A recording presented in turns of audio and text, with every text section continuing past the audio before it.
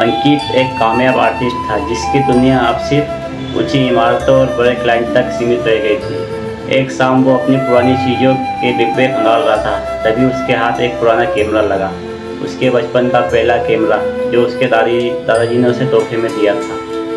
Camera हाथ में लेते ही एक धुंधली याद उसके सामने तैरने लगी। उसके दादाजी एक शौकीन फोटोग्राफर थे। वो हर चीज़ में सुंदरता देखते थे और अंकित को हमेशा सिखाते थे कि एक अच्छी तस्वीर सिर्फ कैमरे से नहीं, दिल से खींची जाती है। अंकित को याद आया, जब वह 10 साल का था तो दादाजी ने उसे अपने बगीचे में ले जाकर एक खास फोटो खींचने को कहा था। यह उनके सबसे प्यारे दुर्लभ गुलाब के पौधे की तस्वीर थी। बेटे, इस गुलाब का हर पल खास है।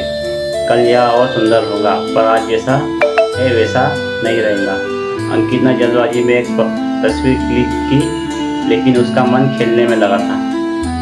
उसने वादा किया कि वह कल फिर आएगा और एक सही तस्वीर खींचेगा। अगले दिन अंकित खेलने में व्यस्त रहा और गुलाब के फूल की तस्वीर खींचने जाना भूल गया। फिर एक दिन दूसरा। कुछ दिन बाद दादाजी बीमार पड़ गए और उसी हफ्ते एक तेज आंधी आई जिसने उनके खूबसूरत बगीचे को तहस नहस कर दिया। गुलाब का वह पौधा हमेशा के लिए मुरझा गया। दादाजी कभी पूरी तरह ठीक नहीं हुए और कुछ महीनों बाद उनका निधन हो गया। अंकित अपने दादाजी को और उस अधूरे वादे को कभी भूल नहीं पाया। उसके पास सिर्फ उस गुलाब की एक धुंधली तस्वीर थी जिसे उसने जल्दबाजी में खींचा था।